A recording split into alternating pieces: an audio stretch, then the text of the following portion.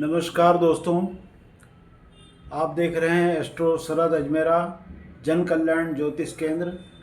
आज मैं आपके सामने खोलने वाला हूँ वेदों का एक ऐसा पवित्र रहस्यमय और जीवन निर्माण करने वाला रहस्य जिसका असर सीधा आपकी आने वाली पीढ़ियों तक जाता है। आज का विषय है धर्ममय गर्भाधान कैसे हो। आप वीडियो को लाइक करें, चैनल को सब्सक्राइब करें और हमें फॉलो करना बिल्कुल ना भूलिए, क्योंकि आगे जो ज्ञान आपको मैं बताने वाला हूँ वह आपकी सोच ही बदल देगा। अब शुरू होता है। मैं बताता हूँ आपको कि कैसे वेदों का एक अनोखा रहस्य है।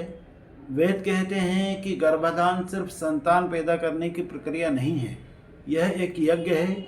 एक ऐसा यज्ञ है जिसमें पति पत्नी केवल शरीर से नहीं बल्कि मन, संस्कार और संकल्प से जुड़े होते हैं, और इसी जुड़ाव से उत्पन्न होता है वीर, तेजस्वी, धर्मी और संस्कारी पुत्र। ऐसा पुत्र जो परिवार का, समाज का और देश का गौरव बढ़ाता है। परंतु यह कैसे संभव होता है, यही तो इस वीडियो का वास्तविक रहस्य है जो आपको अंत तक बांधे रखेगा। आप देखिए वीडियो पूरा। नवविवाहिता और पवित्र उसका संकल्प कर ले।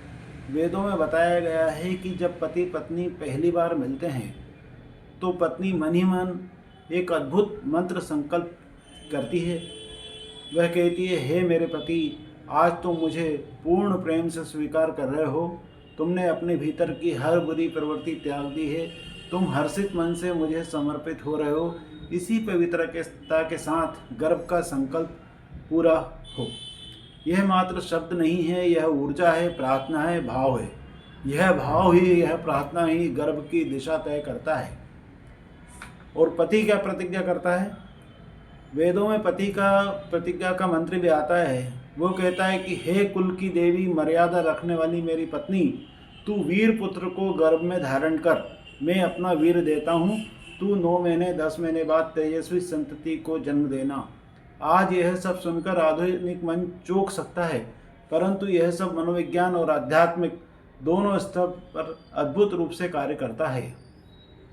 त्वष्टा देव का आह्वान होना चाहिए। जब पत्नी शुद्ध मन, पवित्र भाव और स्थिर संकल्प से गर्भ धारण करती है, तब त्वष्टा देव, जो मानव शरीर की संरचना बनाने वाले देवता हैं, उस गर्भ को सुंदर, स्वस्थ और स्थिर रूप देते हैं।